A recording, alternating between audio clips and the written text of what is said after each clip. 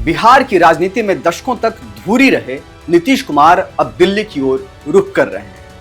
राज्यसभा के लिए उनके नामांकन ने पटना से दिल्ली तक कयासों का बाजार गर्म कर दिया। लेकिन बड़ा सवाल यही है कि नीतीश क्यों जा रहे हैं, बल्कि यह है कि अब बिहार की कमान किसके पास होगी।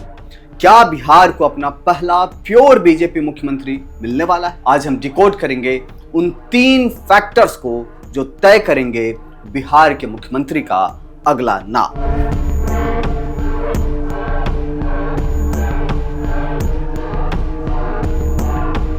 बिहार की सियासत में शायद यह पहली बार होगा कि अगला मुख्यमंत्री कौन होगा यह न खत्म होने वाली टीवी सीरियल की तरह खिंचता ही जा रहा है। लेकिन 3 फैक्टरों पर सीएम के नाम की संभावनाओं की तो झड़ी लगती दिखती है, और सीएम के नाम की संभावना के अंत इसी वाक्य से होता है कि पीएम नरेंद्र मोदी और अमित शाह की जोड़ी बिहार की भूमि पर फिर किसी चौंकाने वाले नाम के साथ आए तो अतिशयोक्ति नहीं मानी जाएगी। फिर भी बिहार की सियासी जमीन पर सीएम के नाम को लेकर जिस 3 फैक्टर की बात आ रही है, एक एक कर उसे समझते हैं।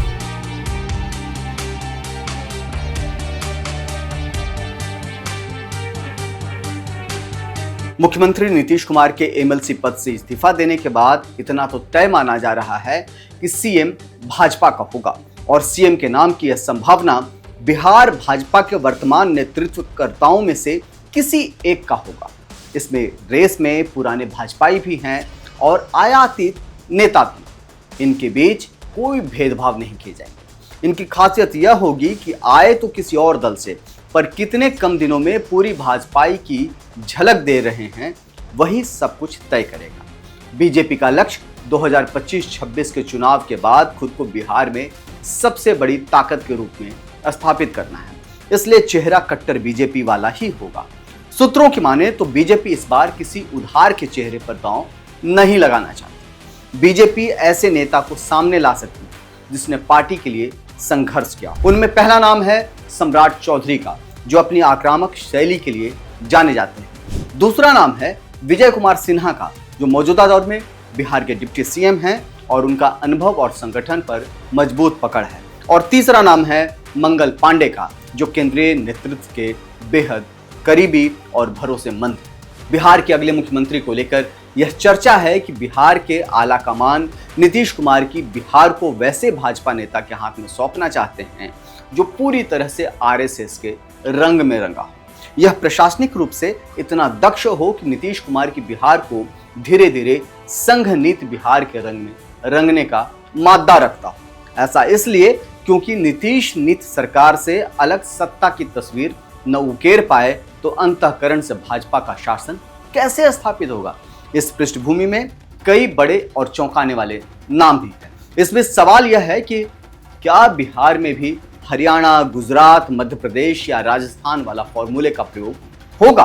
बीजेपी और आरएसएस एक ऐसा चेहरा चाहते हैं जो प्रशासनिक रूप से दक्ष हो और संघ की विचारधारा को बिहार के गांव-गांव तक ले जाए। चर्चाओं में संजीव चौरसिया का भी नाम है। पटना के दीघा क्षेत्र से विधायक हैं और डॉक्टर प्रमोद कुमार जैसे नाम भी हैं जिनका बैकग्राउंड पूरी तरह से संघ का है। बीजेपी पिछड़ी या अति पिछड़ी जाति यानी एक्सट्रीम बैकवर्ड क्लास से भी किसी ऐसे अनजान चेहरे को लाकर सबको चौंका सकती है जो जातिगत समीकरणों को साध सके। भले ही नीतीश कुमार दिल्ली जा रहे हैं, लेकिन बिहार की चाबी अभी भी उनके हाथ में है। जेडीयू के नेता साफ कह रहे हैं कि नया सीएम वही होगा जो नीतीश कुमार के सुशासन की पटरी पर चले। ऐसे में बीजेपी को ऐसा नाम चुनना होगा जो नीतीश को भी स्वीकार्य हो, वह नाम जो विकास को आगे बढ़ाए लेकिन नीतीश की विरासत को धूमिल न कर सके। तो क्या होने वाला है बीजेपी का नया दांव? सबसे बड़ा सवाल यही है, क्या सम्राट चौधरी के जरिए लवकुश समीकरण में सिंधमारी होगी या किसी दूसरे जातिगत फॉर्मूले पर बीजेपी काम करेगी? क्या किसी महिला चेहरे या युवा चेहरे जैसे श्रेयसी सिंह को आगे लाया जा सकता है, या क्या अगले 6 महीने तक नीतीश ही सीएम रहेंगे या शपथ ग्रहण के तुरंत बाद नया चेहरा आएगा? बिहार अब एक बड़े सत्ता परिवर्तन की दहलीज पर है। बिहार का दांव सिर्फ मुख्यमंत्री बनाना नहीं बल्कि 2029 की नींव भी रखना है।